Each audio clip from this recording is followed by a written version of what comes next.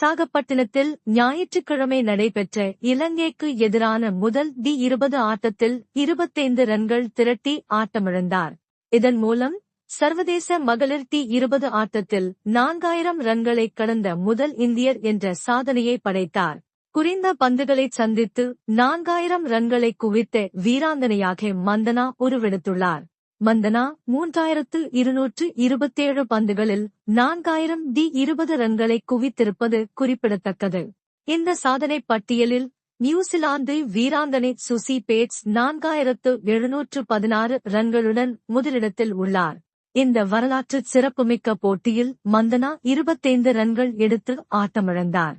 இருப்பினும் ஜெமிமா ரோட்ரிக்ஸின் அதிரடியான 69 ரன்கள் உதவியுடன் இந்தியா 8 விக்கெட் வித்தியாசத்தில் அபார வெற்றி பெற்று 5 போட்டிகள் கொண்ட தொடரில் 1-0 என முன்னிலை பெற்றுள்ளது.